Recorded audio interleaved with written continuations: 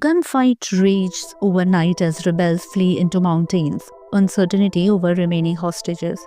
A dramatic hostage crisis unfolded in Pakistan's restive Balochistan region as security forces launched a high-stakes rescue operation against armed rebels who hijacked the Zafar Express.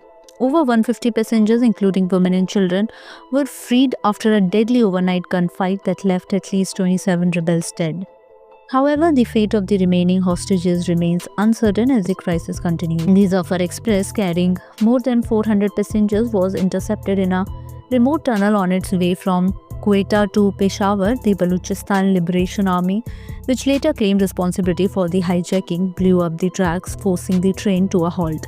The rebels killed the locomotive driver and took control, issuing a chilling ultimatum: release Baloch political prisoners within 48 hours or they would completely destroy the train and execute 10 hostages. The intense standoff and a desperate escape. As security forces closed in, the rebels split into small groups, some attempting to escape under the cover of darkness while others held the train's locomotive. Military forces navigating the challenging mountainous terrain encircled the rebels, intensifying the battle.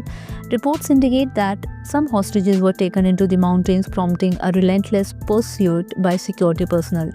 The gunfight raged through the night, with both sides claiming heavy casualties. While Pakistan's security forces confirmed killing 27 rebels, the BLA denied any losses, instead claiming to have killed 30 soldiers. These conflicting reports highlight the fog of war that continues to surrender the crisis.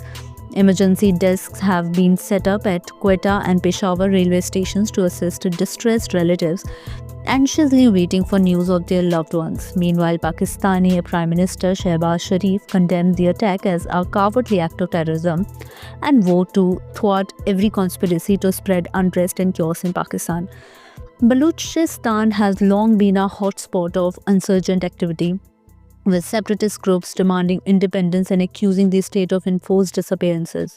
The hijacking is the latest in a series of violent clashes in the region, including a deadly suicide bombing in Quetta last November that claimed 26 lives. What happens next? As daylight breaks, the question remains: how many standoff is far from over? Will the remaining hostages make it out alive? And how will Pakistan respond to the growing insurgency in Balochistan? For now, the world watches anxiously as this harrowing train hijacking reaches its climax. For more updates, subscribe to our YouTube channel TSW News. News that reveal the truth.